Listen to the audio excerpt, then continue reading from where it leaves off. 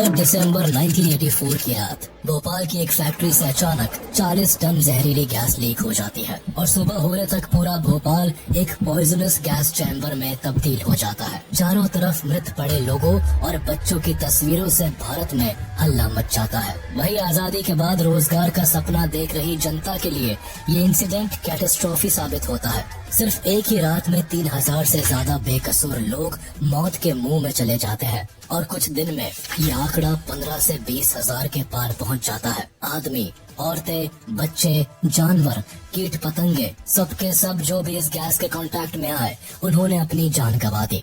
सड़कों पर चारों तरफ लाशें बिखरी पड़ी रहती है और जो बचते हैं वो कई बीमारियों के साथ जिंदगी भर के लिए डिसेबल हो जाते हैं। एक खुशहाल और जिंदा दिल शहर कुछ ही घंटों में शमशान घाट में तब्दील हो जाता है। ये इंसिडेंट भोपाल के लोगों पर न केवल गहरा जख्म छोड़ देता है बल्कि Madhya Pradesh government and central government पर कई सवाल खड़े करता है। पहला ये कि आखिर इन सब का जिम्मेदार कौन होता है? आखिर कैसे भोपाल शहर एक गैस चेम्बर में बदल जाता है? इतनी बड़ी ट्रेजेडी के आखिर क्या परिणाम निकलकर सामने आते हैं और इस इंसिडेंट से भारतीय इंडस्ट्रियल डेवलपमेंट पर क्या असर पड़ता है? 2 दिसंबर 1984 की सर्द रात को जब भोपाल सोने की तैयारी में था, तब रात के 9 बजे यूनियन कार्बाइड इंडिया लिमिटेड के पेस्टिसाइड प्लांट में काम करने वाले वर्कर्स ने अपने रूटीन काम के तहत प्लांट के केमिकल प्रोसेसिंग यूनिट के पाइप को क्लीन करना स्टार्ट किया। केमिकल प्रोसेसिंग यूनिट के पाइप क्लॉग्ड थे, इसीलिए वर्कर इस क्लॉग्ड पाइप को अनक्लॉग करने के लिए इसमें पानी मारकर क्लीन करने की कोशिश कर रहे थे। इस क्लीनिंग प्रोसेस के दौरान पानी एक साइड पाइप के माध्यम से टैंक E610 में एंटर करने लगा एंड अगले कुछ ही घंटों में टैंक E610 में लगभग 500 लीटर पानी घुस गया, जिससे हुआ ये कि वाटर एंड मिथाइल आइसोसाइनेट, जिसे इन शॉर्ट MIC कहा जाता है, कि मिलने से एक खतरनाक रिएक्शन होने लगा। यहाँ पर एक बात समझना जरूरी है कि अगर MIC स्टोरेज टैंक में पानी नहीं जाता तो भोपाल गैस ट्रेजेडी होती ही नहीं। अब यहाँ सोचने वाली बात यह है कि जब MIC स्टोरेज में पानी जाने से रोकना ही था तो कंपनी ने इतनी बड़ी गलती कैसे की? आखिर प्रोसेसिंग यूनिट की सफाई करने के दौरान कौन सी पाइप से पानी MIC टैंक्स में चला गया? दरअसल हुआ ये कि कुछ दिन पहले ही कंपनी ने एक जंपर्स पाइप सिस्टम से प्रोसेसिंग यूनिट और MIC स्टोरेज टैंक्स को आपस में जोड़ दिया था। ये jumper line chemical processing unit से होकर टैंक्स के बीचों बीच जाती थी। जंपर पाइपलाइंस पूरे फैक्ट्री में बिछी हुई थी, जिससे कि MIC टैंक्स में पानी जाने की पूरी संभावना थी। लेकिन कंपनी ने वर्कर से काम लेने के बारे में सोचा और सेफ्टी मेजर्स को दरकिनार कर दिया गया।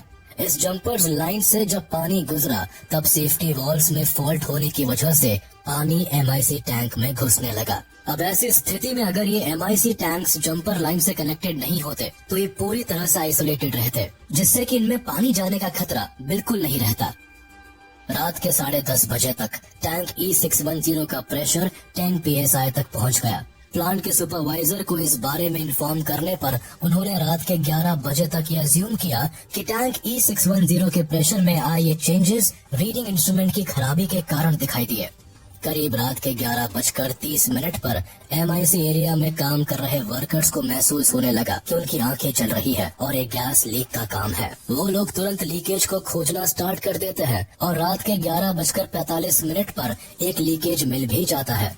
लेकिन इन्वेस्टिगेटेड लीक इतना छोटा था कि सुपरवाइजर ने फैसला किया कि इस इशू को टी ब्रेक के बाद एड्रेस किया जाएगा। तब तक बाकी एम्प्लॉयज को इंस्ट्रक्ट किया गया कि वह बाकी लीकेज को ढूंढे। ये इंसिडेंट रिपोर्ट्स UCC की रिपोर्ट्स का कंक्लूजन था, जिसे कई फैक्टर्स की वजह से भारत सरकार नकारती रही। सच तो यह है कि फैक्ट्री में कई सेफ्टी मेजर्स की हालत खस्ता थी। यहाँ कंपनी सिर्फ अपने प्रॉफिट्स पर ध्यान दे रही थी। वर्कर से लेकर मशीनरी तक बहुत बुरे हालत में फंक्शनल थे और इसी वजह से UCC एंड गवर्नमेंट बॉडीज ने मिलकर यहाँ हुए लापरवाही को छुपाने के लिए कई ऐसे रिपोर्ट्स मीडिया में फैलाए जिनमें कितनी सच्चाई है ये किसी को नहीं पता। दरअसल फैक्ट्री में MIC को लिक्विड फॉर्म में 3 बड़े टैंक E610, E611 और E619 में स्टोर किया गया था। सेफ्टी मैनुअल के अनुसार टैंक्स को केवल 50% तक भरा जाना था, जिसमें कि 30 टन तक MIC परमिटेड था।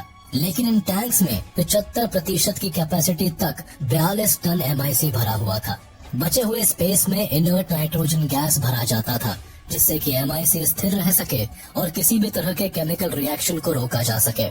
बट पैसे बचाने के लिए फैक्ट्री में E610 और E611 को परमिटेड MIC फिलिंग से ज्यादा भर रखा था। इससे हुआ ये कि E610 टैंक के प्रेशर में गड़बड़ होने लगी और इनर्ट गैस को कंटेन नहीं कर पा रहा था। इसके अलावा इन टैंक्स में MIC अलर्ट का इंडिकेटर भी काम नहीं कर रहा था। साथ ही टेम्परेचर हाई होने पर बजने वाला अलार्म भी सालों से डिस्कनेक्टेड था। इसके अलावा जो वेंट टैंक से जहरीली गैसेस को बाहर निकाल कर स्क्रबर्स में भेजता था, उस स्क्रबर्स को भी वर्कर्स द्वारा बंद रखा हुआ था, क्योंकि कंपनी के ऑपरेशंस अक्टूबर मंथ से ही बंद थे। इतनी लापरवाही के बीच टैंक E610 में लगा प्रेशर कंट्रोल वाल्व भी काम नहीं कर रहा था। यहाँ सेफ्टी मेजरमेंट्स की धज्जियां तो पहले से ही उड़ी हुई थी। यूनियन कार्बाइड कॉर्पोरेशन की इन्वेस्टिगेशन टीम के एक रिपोर्ट के अनुसार सफाई के दौरान MIC टैंक्स में बहुत ज्यादा पानी इकट्ठा हो गया, जिसकी वजह से MIC और H2O मॉलिक्यूल्स आपस में रिएक्ट कर गए, जिसकी वजह से प्रेशर रिलीज वाल्व ओपन हो गया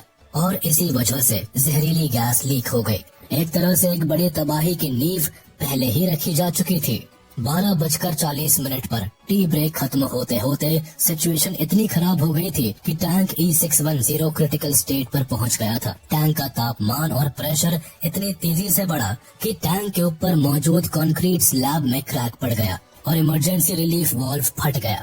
इससे हुआ ये कि toxic methyl isocyanate gas atmosphere में रिलीज होने लगी। हालांकि प्लांट में काम कर रहे एम्प्लॉयज ने अलार्म सिस्टम को 12:50 पर ट्रिगर कर दिया था, लेकिन तब तक प्लांट के चारों ओर गैस इतनी कॉन्सेंट्रेटेड हो गई थी कि उसे टॉलरेट करना मुश्किल हो गया था। इस जहरीली गैस को एटमॉस्फेयर में रिलीज होने से रोकने के लिए मेजरली 3 सेफ्टी डिवाइसेस का इस्तेमाल किया जाना था, लेकिन फैक्ट्री में वो तीनों ही डिवाइसेस खराब पड़े थे। जिस रेफ्रिजरेशन सिस्टम से गैस टैंक्स को कूल किया जाना था, वो जनवरी 1982 से ही बंद पड़ा था।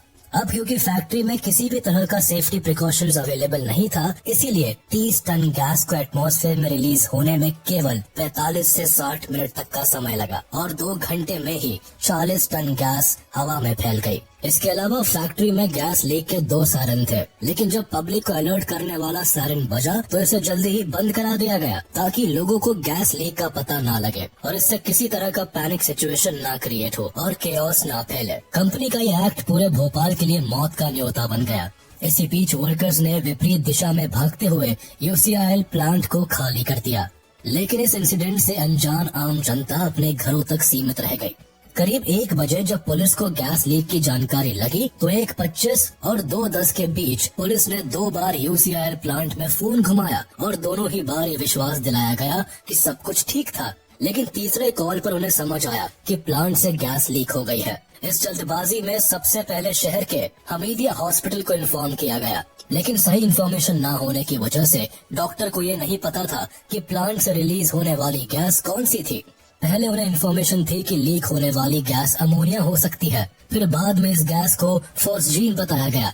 आखिरकार जब उन्हें जानकारी मिली कि लीक्ड गैस मिथाइल आइसोसाइनेट है, तब तक बहुत देर हो चुकी थी। हॉस्पिटल स्टाफ के लिए ये नाम बिल्कुल नया था। ना तो हॉस्पिटल के डॉक्टर्स ने पहले इस गैस का नाम सुना था और ना ही उनके पास इसका कोई एंटीडोट था। पेशेंट की शॉर्ट ब्रीदिंग के चलते कई पेशेंट को ऑक्सीजन दी गई, लेकिन ऑक्सीजन ने MIC गैस के साथ और भी बुरी तरह रिएक्ट किया, जिससे हॉस्पिटल पहुँचने वाले लोग भी मारे गए। एक ही रात में भोपाल की दुनिया बदल गई। सोते हुए हजारों लोग नींद से कभी उठ ही नहीं पाए। भले ही आज तक भोपाल गैस ट्रेजेडी की वजह से हजारों लोग जस्टिस की गुहार लगा रहे हैं, लेकिन अनफॉर्चुनेटली सरकारी लापरवाही और UCC के करप्शन और नॉन कोऑपरेटिव इन्वेस्टिगेशंस की वजह से आज तक लोगों को ये पता नहीं चल सका कि इतनी बड़ी दुर्घटना हुई कैसे। कुल मिलाकर जो बात सामने आई है उससे इतना ही समझ आता है कि शुरुआत से ही UCC और मध्य प्रदेश सरकार ने यहाँ कई महत्वपूर्ण सिक्योरिटी स्टैंडर्ड्स की अनदेखी की। यूनियन कार्बाइड की फैक्ट्री में MIC जैसी खतरनाक गैस बनाने का प्लांट लगने से शहर के लिए सीधा खतरा पैदा हो गया। सच तो यह है कि ऐसी जगह पर इतने खतरनाक प्लांट और प्रोडक्शन को अलाउ ही नहीं करना चाहिए था। जब इस प्लांट का प्रपोजल गवर्नमेंट को दिया गया था, तब UCC ने अपने आवेदन में MIC के खतरों के बारे में लिखा तक नहीं था। स्टेट गवर्नमेंट शुरू से ही UCC के साथ खड़ी थी। इसके अलावा इस घटना की जिम्मेदारी सेंट्रल गवर्नमेंट की भी रही, क्योंकि UCIL में 22% स्टेक तो खुद भारत सरकार की थी। लेकिन गवर्नमेंट ने यहाँ कभी भी सुरक्षा मानकों को जांच और मशीनरीज की रूटीन चेक्स नहीं करवाए। यहाँ ध्यान देने वाली बात यह है कि इन दिनों भारत पर इंडस्ट्रियलाइजेशन को बढ़ावा देने का बहुत दबाव था, जिसकी वजह से गवर्नमेंट ने बाकी के सारे सिक्योरिटी सिस्टम को अनदेखा करते हुए सिर्फ बिजनेस और फैक्ट्रीज को सेटअप करने पर जोर दिया। इसी वजह से इतना तो तय हो गया था कि गवर्नमेंट अगर इसी तरह से सिक्योरिटी स्टैंडर्ड्स को अनदेखा करती रही तो एक भयानक एक्सीडेंट जरूर होगा। जब ये फैक्ट्री सेटअप हो रही थी तब मध्य प्रदेश सरकार ने जोर देकर कहा था कि यूसीआईएल के मशीनरीज मैनुअल कंट्रोल से चलेंगे, जिससे कि लोगों को ज्यादा से ज्यादा एम्प्लॉयमेंट मिलेगा। यहाँ पर मध्य प्रदेश सरकार ने अपने वोट्स को तो सिक्योर कर लिया, लेकिन उन्हें इतनी छोटी सी बात नहीं समझ आई कि अगर प्लांट में कोई एक्सीडेंट होता है तो क्या उसे भी मैनुअली कंट्रोल किया जा सकता है। एक और जहाँ डेवलप्ड कंट्रीज ऐसी फैक्ट्रीज में होने वाले लीकेज का पता लगाने के लिए कंप्यूटराइज सेफ्टी सिस्टम्स को यूज करते थे, जो छोटी से छोटी लीकेज का पता लगाने में सक्षम थी। वहीं दूसरी ओर भोपाल में यूसीआईएल स्टाफ नाक से सूंघ कर लीकेज पता करने पर मजबूर थे। दूसरी सबसे जरूरी बात तो ये थी कि इस फैक्ट्री को इंडिया के कंजम्पशन रेट से ज्यादा 7 पेस्टिसाइड बनाने के लिए डिजाइन किया गया था। लेकिन जैसे ही कंपनी को घाटा होना शुरू हुआ, यूसीसी अपनी इंडियन सब्सिडरी यूसीआईएल का बजट कटिंग करते चला गया। अब जब इतने बड़े लेवल पर कॉस्ट कटिंग हो रही थी तो रूटीन सुरक्षा जांच को भी दरकिनार कर दिया गया। एमआईसी टीम में छटनी करके इस टीम को आधा कर दिया गया और दूसरे कर्मचारियों को फ्लोटर्स के रूप में इस्तेमाल किया गया। इसका मतलब था कि जहाँ जब जरूरत थी वहाँ इसी फ्लोटर्स टीम के लोग जाते थे। एमआईसी यूनिट के एम्प्लॉयज की सिक्योरिटी ट्रेनिंग पीरियड को 6 मंथ से घटाकर 15 डेज कर दिया गया और नाइट शिफ्ट को खत्म कर दिया गया। नाइट शिफ्ट एमआईसी सुपरवाइजर के पोजीशन को भी समाप्त कर दिया गया। At the time of the disaster MIC unit में कोई भी सेफ्टी सिस्टम्स ऑपरेशनल नहीं था। यहाँ के बर्नर जो कि किसी भी गैस लीक को बर्न करने के लिए सेट किया गया था वो भी स्विच ऑफ था। इसके अलावा स्क्रबर सिलेंडर भी लगा था जो कि किसी भी लीकेज के सिचुएशन में उसे डीकंटामिनेट करने के लिए बनाया गया था, वो बंद पड़ा था। और तो और यूसीआईएल मानकर चल रही थी कि ऐसे सिचुएशन कभी आएंगे ही नहीं, जिसकी वजह से इन सिक्योरिटी सिस्टम्स को यूज किया जा सकता था। तभी तो उन्होंने इस बर्नर और सिलेंडर के पार्ट्स को अलग कर रखा था और इसी वजह से इसे टाइम पर चालू नहीं किया जा सका। एक बार एयरबॉर्न होने के बाद मिथाइल आइसोसाइनेट को पानी से न्यूट्रलाइज किया जा सकता था, लेकिन इसके लिए डिजाइन की गई पानी की नली एमआईसी रिसीवर तक नहीं पहुंच सकी। यदि टैंक 610 इतना भरा हुआ नहीं होता तो शायद इस नली के माध्यम से इस रिएक्शन को रोका जा सकता था। यूसीसी की ऑफिशियल वेबसाइट भी मानती है कि अगर सेफ्टी सिस्टम्स ऑपरेशनल भी होते तो भी वो इतने बड़े हादसे से नहीं निपट पाते। एक बार जब टैंक 610 में लीकेज शुरू हुआ तो फिर इसके रिएक्शंस को रोकने का कोई उपाय नहीं था। आधी रात के वक्त जब जहरीली गैस भोपाल की हवाओं में मिल रही थी तब ज्यादातर लोगों को ये पता भी नहीं था कि वो अपनी आखिरी सांसें ले रहे हैं। आम जनता किस्मत के सहारे थी, इसीलिए जब ये गैस एटमॉस्फेयर में फैली तो इसका इमीडिएट इफेक्ट ये हुआ कि लोगों को सीवियर आई इरिटेशन, कफिंग, स्टमक एक, सफोकेशन और रेस्पिरेटरी ट्रैक्ट में बर्निंग सेंसेशन महसूस हुई। लगभग 3800 लोग तुरंत मारे गए। कुछ लोग जो सो रहे थे वो नींद में ही मारे गए। वहीं जिन लोगों को गैस लीक का पता चला वो प्लांट एरिया छोड़कर भाग गए, लेकिन जो लोग दौड़े वो ज्यादा सांस लेने की वजह से जल्द मारे गए।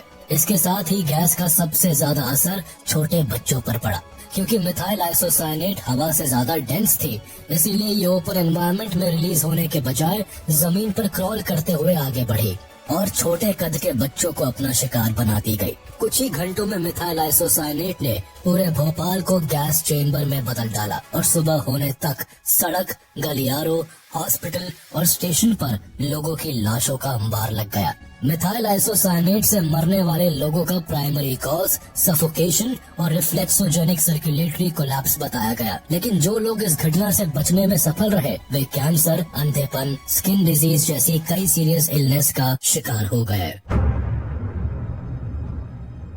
यूसीआईएल ने एक ही दिन में भोपाल की कई जनरेशंस को डिसेबल जरूर किया, लेकिन भारत में इस प्लांट को कई मकसद से लगाया गया था। दरअसल लेट 1950 से ही दुनिया भर में एग्रीकल्चर बूम चरम पर था। नए बीजों के विकास से भारी फसलें पैदा हो रही थी और फूड प्रोडक्शन भी तेजी से बढ़ रहा था, लेकिन बढ़ते प्रोडक्शन के साथ साथ दुनिया भर में नए पेस्टिसाइड्स की मांग भी बढ़ रही थी। यूनियन कार्बाइड कॉरपोरेशन भी इस बिजनेस अपॉर्चुनिटी से एक मोटा पैसा कमाने की चाह रखती थी। इधर 1965 में जब ग्रीन रेवोल्यूशन भारत आया तो एग्रीकल्चर को बढ़ाने के लिए पेस्टिसाइड्स की भी जरूरत थी। बस इसी जरूरत को पूरा करने और इंडस्ट्रियलाइजेशन को बढ़ाने के लिए 1969 में यूसीसी ने अपनी सब्सिडरी कंपनी यूसीआईएल के जरिए एक प्लांट को भोपाल में सेटअप किया। यूसीआईएल यानी यूनियन कार्बाइड इंडिया लिमिटेड उस समय की मोस्ट ट्रस्टेड कंपनीज में से एक हुआ करती थी। इंडिया में company Eveready batteries, welding equipment, plastics और बेकलाइट जैसे प्रोडक्ट्स तो बनाती ही थी, साथ ही केमिकल भी मैन्युफैक्चर करती थी। भारत में इस कंपनी की फाउंडेशन 1934 में रखी गई थी और उस दौर में लगभग 9,000 लोगों का घर इसी कंपनी से चलता था। यूसीआईएल में 50.9% share union carbide corporation own करती थी, जो कि अमेरिकन कंपनी होने के साथ साथ इसकी पेरेंट कंपनी भी थी, और बाकी के 49.9% share Indian investors including the government of India and government controlled banks के अंडर आते थे। तो उसमें सेवन नाम के इंसेक्टिसाइड्स को मैन्युफैक्चर किया जाता था और इसे बनाने के लिए अल्फा नेफ्थॉल और मिथाइल आइसोसाइनेट यानी MIC को कंबाइन किया जाता था, जो कि एक बहुत ही घातक केमिकल था। अब क्योंकि MIC की अवेलेबिलिटी भारत में नहीं थी, इसीलिए इस केमिकल को USA से इंपोर्ट किया जाता था। 1974 में यूसीसी के लिए चीजें तब बदलने लगी जब इंडियन गवर्नमेंट ने फॉरेन इक्विटी रेगुलेशन एक्ट फेरा को रेगुलेट किया। इस एक्ट के तहत सभी फॉरेन कंपनी की इंडियन होल्डिंग पर इक्विटी 40% तक सीमित कर दी गई, यानी कि यूसीसी कानूनी तौर पर यूसीआईएल के 40% से ज्यादा शेयर्स का मालिक नहीं रह सकता था।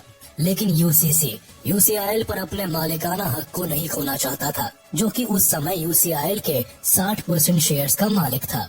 इस एक्ट से बचने के लिए यूसीसी ने इंडियन गवर्नमेंट को आइडिया प्रपोज किया कि वो MIC को भारत में ही प्रोड्यूस करेगा, लेकिन इसके बदले उसे फेरा एक्ट से बाहर रखा जाए, क्योंकि MIC प्रोडक्शन के लिए हाई टेक्नोलॉजी इनपुट्स की जरूरत थी जो भारत में नहीं थे। इस प्रपोजल को सरकार ने एक्सेप्ट कर लिया और यूसीसी को यूसीआईएल के 50.9 शेयर्स को रखने की इजाजत मिल गई। अब यूसीआईएल की ओनरशिप मेनली यूसीसी के हाथ में थी, इसीलिए यूसीआईएल के माइनर डिसीजन भी यूसीसी कंट्रोल करती थी। यूसीसी ने जब भोपाल में MIC जैसी खतरनाक गैस बनाने का प्लान इंट्रोड्यूस किया तो उसमें कई खामियां थी। सबसे पहली परेशानी तो ये थी कि फैक्ट्री रेलवे स्टेशन से 2 किलोमीटर के दायरे में थी, जो कि किसी भी फेलियर की सिचुएशन में काफी खतरनाक था। लेकिन यूसीसी ने अथॉरिटीज को मना कर नेसेसरी क्लियरेंस ले लिया। इसके अलावा यूसीसी द्वारा भोपाल में जिस टेक्नोलॉजी से MIC को बनाया जाना था, वो टेक्नोलॉजी कई मामलों में अनप्रूवन थी। खास तौर पर कार्बन मोनोऑक्साइड और MIC को बनाने के लिए जिन यूनिट्स का इस्तेमाल हो रहा था वह अनप्रूवन थी, यानी कंपनी को पता था कि इस तरह से गैस को बनाया जाना खतरे से खाली नहीं था, लेकिन फिर भी इफेक्टिव सेफ्टी मैकेनिज्म को इंस्टॉल नहीं किया गया। डॉक्यूमेंट्स बताते हैं कि भोपाल में प्लांट बनाने के लिए कंपनी द्वारा शुरुआत में $28 मिलियन का इन्वेस्टमेंट किया जाना था, लेकिन कंपनी ने अपने इनिशियल इन्वेस्टमेंट में ही 8 मिलियन की कॉस्ट कटिंग कर दी थी, और ये cost cutting mainly safety devices और फीचर्स को लेकर ही की गई थी, क्योंकि सेफ्टी डिवाइस इंस्टॉल करने में लगने वाली कॉस्ट 3 से 6 मिलियन डॉलर्स तक की थी। इसीलिए पैसे बचाने की होड़ में इंडियन एम्प्लॉयज की जान खतरे में डाल दी गई। उदाहरण के तौर पर यूनियन कार्बाइड ने अवेलेबल मेजरमेंट सिस्टम्स और रूडिमेंट्री कंप्यूटराइज्ड सिस्टम्स को इंस्टॉल ही नहीं किया, जो कि अर्ली लीक्स को पहले ही डिटेक्ट करने की कैपेबिलिटी रखते थे। इसके बजाय वह इंडियन एम्प्लॉयज के भरोसे बैठे रहे कि वो आंख और कान से लीक डिटेक्शन का पता लगा ले। इसी लापरवाही के बीच 1979 में MIC प्रोडक्शन प्लांट को यूसीआईएल की साइट पर इंस्टॉल किया गया। इसके अलावा कंपनी को जनरल पब्लिक के लिए एक इवैक्यूएशन प्लान बनाने के लिए भी कहा गया था, लेकिन कंपनी ने इस सेफ्टी मेजर पर काम नहीं किया। 1981 में चीजें तब ज्यादा खराब होने लगी जब यूसीआईएल को मार्केट में नुकसान होने लगा। मार्केट में कई कॉम्पिटिटर कंपनी के आ जाने से 7 पेस्टिसाइड्स के बजाय लोग कई दूसरे पेस्टिसाइड्स खरीदने लगे जो कम दाम में अवेलेबल थे। 7 की सेल गिरने से कॉस्ट कटिंग के लिए कई वर्कर्स को निकाला जाने लगा और जिन्हें काम पर रखा गया उन्हें एक्सट्रीम वर्क प्रेशर में काम करना पड़ा। इसके अलावा 7 की कॉस्ट में भी कटौती की गई और इसकी भरपाई वर्कर्स के सेफ्टी मेजर्स को कम्प्लीटली इग्नोर करके की गई। इसी का नतीजा ये रहा कि 1981 में एक ऐसी घटना भी सामने आई जब मोहम्मद अशरफ नाम का वर्कर अपनी मेंटेनेंस जॉब करते हुए फॉस्जीन गैस के एक्सपोजर में आया। घबराते हुए उसने अपना गैस मास्क निकाल दिया और फॉस्जीन गैस का बड़ा अमाउंट इनहेल करने की वजह से वो मारा गया। सिमिलरली लेस सेफ्टी के चलते 1982 में अल्फा नेफ्थॉल यूनिट में एक मेजर फायर ब्रेकआउट हो गई थी, लेकिन इस पर एक्शन लेने के बजाय इस खबर को प्लांट अथॉरिटीज द्वारा दबा दिया गया था। एक तरफ जहां 1982 से ही कंपनी में रेगुलर लीक्स की कई छोटी मोटी घटनाएं होने लगी थी, वही अमेरिकन टीम द्वारा कंडक्टेड सेफ्टी ऑडिट में भी 61 रिस्क की पहचान की गई थी, जिसमें से 30 मेजर और 11 रिस्क फॉस्जीन या MIC यूनिट में पाए गए थे। लेकिन कंपनी ने इस ऑडिट पर भी कोई एक्शन नहीं लिया। इसी तरह एक इंडियन जर्नलिस्ट राजकुमार केसवानी भी UCIL में बनने वाली डेंजरस केमिकल की सीवियरिटी को समझने लगे थे। उन्होंने भोपाल गैस ट्रेजेडी से 2 साल पहले ही अपने वीकली न्यूज़पेपर रापत में यूनियन कार्बाइड के सेफ्टी लैप्सेस पर बात की थी और फैक्ट्री के सेफ्टी मेजर्स को लो स्टैंडर्ड बताया था। इसके अलावा उन्होंने अपनी इंटेंसिव इन्वेस्टिगेशन जारी रखते हुए लोगों को ये भी बताया था कि यूनियन कार्बाइड में बनने वाली गैस काफी खतरनाक है और इसके एक्सपोजर से लोगों की जान जा सकती है। एक क्लोरीन प्लांट लीक को रेफर करते हुए उन्होंने अपनी रिपोर्ट में ये भी छापा था कि फैक्ट्री के चारों ओर भोपाल की एक बड़ी आबादी रहती है और यहाँ अगर किसी भी तरह की गैस लीक हुई तो घटना को बताने के लिए एक भी नागरिक नहीं बचेगा। राजकुमार ने अपनी एक रिपोर्ट में ये भी दावा किया था कि 5 अक्टूबर 1982 में भी गैस लीक का एक इंसिडेंट हुआ था, जब प्लांट से पड़ोसी झुग्गी में गैस लीक हो गई थी। इससे आसपास के लोग प्लांट से दूर भाग गए थे, लेकिन 8 घंटे बाद वो वापस लौट आए। इसी तरह 1975 में एक इंडियन ब्यूरोक्रेट एमएन बुच ने भी अपनी कंसर्न जाहिर करते हुए अथॉरिटीज का ध्यान इस ओर लाया था कि प्लांट को प्रेजेंट साइट से मूव करना चाहिए, क्योंकि उस एरिया में बढ़ती रेजिडेंशियल ग्रोथ एक बड़े खतरे की तरफ इशारा कर रही थी। लेकिन एमएन बुच को जल्दी ही उनकी पोस्ट से ट्रांसफर करा दिया गया था। इस बड़े खतरे के खिलाफ केसवानी ने चीफ मिनिस्टर, सुप्रीम कोर्ट और यहाँ तक कि कंपनी तक को वार्न किया था, लेकिन ना तो उनकी बात का कोई रिस्पांस दिया गया और ना ही उनके इस वार्निंग को सीरियसली लिया गया। और इसका नतीजा ये हुआ कि भोपाल को एक बड़े कैटास्ट्रोफे की चपेट में आने से कोई नहीं रोक पाया।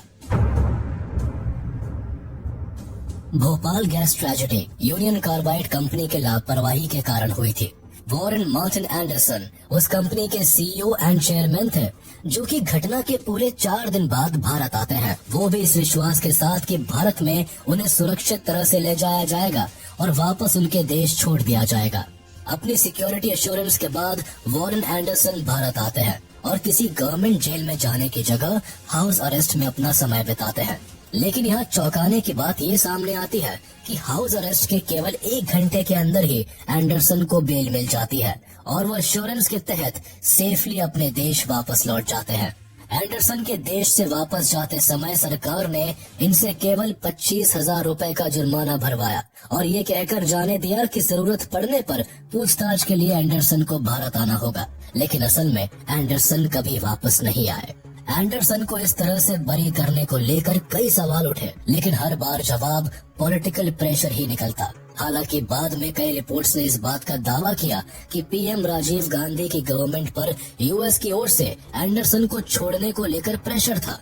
एंडरसन की बेल को लेकर सीनियर कांग्रेस लीडर और उस समय मध्य प्रदेश के चीफ मिनिस्टर अर्जुन सिंह ने अपनी autobiography a grain of sand in the our-glass of time में लिखा कि उन्होंने एंडरसन को तब के होम सेक्रेटरी RD प्रधान के कॉल पर जाने दिया और RD प्रधान को ये ऑर्डर देने वाले कोई और नहीं बल्कि तब के union home minister PV Narasimha Rao थे। इतनी कहानी के बाद मीडिया ने जब PV नरसिम्हा राव से इस बात पर जवाब मांगा तो उन्होंने ये कहकर एलिगेशंस को बेबुनियाद बताया कि वो इस ट्रेजेडी के समय महाराष्ट्र के चीफ सेक्रेटरी थे और बाद में यूनियन होम सेक्रेटरी बने। इन्हीं सवाल जवाब के बीच कई जवाब ऐसे भी आए कि एंडरसन खुद US में किसी के सपोर्ट के चलते भाग निकले। 3 दिसंबर को इस डिजास्टर की खबर जब चारों तरफ फैली तब भारत ही नहीं बल्कि यूनियन कार्बाइड कॉर्पोरेशन की जड़ें भी हिल गई। इमीडिएट एक्शन में UCIL के 5 जूनियर एम्प्लॉइज को अरेस्ट कर लिया गया और 6 दिसंबर को ये केस सीबीआई को सौंप दिया गया। मध्य प्रदेश सरकार ने इस ट्रेजेडी के खिलाफ एक कमीशन इंक्वायरी बिठाई और 7 दिसंबर को जब यूनियन कार्बाइड कॉर्पोरेशन के मालिक भोपाल पहुंचे तो उन्हें एयरपोर्ट से ही अरेस्ट कर लिया गया। लेकिन अपनी पावर और कवर अप के चलते यूसीसी के सीईओ एंड चेयरमैन को उसी दिन बेल पर छोड़ दिया गया। उन्हें ऑफिशियल कार्ड्स में भोपाल एयरपोर्ट ले जाया गया। वहां से उनको पहले दिल्ली और फिर वहां से वापस यूनाइटेड स्टेट्स के लिए रवाना भी कर दिया गया। कई रिपोर्ट्स बताती है कि यूएस गवर्नमेंट के इमेंस प्रेशर के चलते एंडरसन को जाने दिया गया। दुख की बात थी कि इस तबाही के लिए जिम्मेदार कंपनी ने खुद को लीगली इस केस से दरकिनार कर लिया। यूसीआईएल की पेरेंट कंपनी यूसीसी ने विक्टिम्स के लिए गवर्नमेंट ऑफ इंडिया और रेड क्रॉस द्वारा रिलीफ फंड भी भेजा। हालांकि अमाउंट इतना छोटा था जिससे कि सिर्फ वर्कर्स तक को भी कंपनसेट नहीं किया जा सकता था। रिलीफ फंड के नाम पर हुआ ये मजाक सिर्फ भोपाल ही नहीं बल्कि दिल्ली तक को गुस्से में भर देता है। इस बीच कार्बाइड फैक्ट्री में मौजूद 21 टन MIC गैस को कन्वर्ट करने के लिए ऑपरेशन फेथ भी चलाया गया जो 6 दिन तक चला। लेकिन इंडियन गवर्नमेंट और कंपनी के बीच लीगल बैटल की शुरुआत 1985 में हुई जब पार्लियामेंट में भोपाल गैस लीक एक्ट पास किया गया। इस एक्ट के तहत इंडियन गवर्नमेंट को पावर मिली कि वह भोपाल विक्टिम को रिप्रेजेंट कर सके। इससे हुआ ये कि यूसीसी और इंडियन गवर्नमेंट ने अपनी अपनी इन्वेस्टिगेशन की शुरुआत की और इस बड़ी ट्रेजेडी की जिम्मेदारी एक दूसरे पर थोप दी। 5 साल तक चले इस केस में इंडियन गवर्नमेंट आखिरकार फुल एंड फाइनल सेटलमेंट के लिए तैयार हो गई। इसके तहत यूसीसी ने भारतीय सरकार को $470 मिलियन का कॉम्पेंसेशन दिया, जिसके बदले में सरकार ने यूसीसी से क्रिमिनल चार्जेस हटा लिए। 1989 में मिले इस कॉम्पेंसेशन का इंडियन रुपीस में 715 करोड़ वर्थ था। कहने को तो ये एक बड़ा अमाउंट था, लेकिन जहां पूरा का पूरा शहर ही उजड़ गया हो वहां इतने कम पैसों में कैसे रिहैबिलिटेशन का काम कैसे होता। मध्य प्रदेश के लोगों को सरकार का ये फैसला जरा भी रास नहीं आया। कॉम्पेंसेशन के बाद भी लोग इंसान की आस में सरकार की तरफ देखते रहे। इसका नतीजा ये हुआ कि इसरो के चेयरपर्सन सतीश धवन ने सुप्रीम कोर्ट में इसके खिलाफ पिटीशन फाइल की। इसीलिए सुप्रीम कोर्ट में ये केस क्रिमिनल केस के तौर पर वापस से खुल गया। अक्टूबर 1991 को सुप्रीम कोर्ट ने अपने फैसले में वॉरेन एंडरसन के खिलाफ non bailable arrest warrant issue किया और यूसीसी और एंडरसन को क्रिमिनल डिक्लेयर कर दिया। अब क्योंकि एंडरसन कभी कोर्ट में अपीयर नहीं हुए, इसीलिए उन्हें सुप्रीम कोर्ट से भगोड़ा घोषित कर दिया गया। भोपाल गैस ट्रेजेडी आज भी भोपाल के लोगों के लिए वो बुरा सपना है जिनसे उनका पीछा छूट पाना नामुमकिन सा लगता है।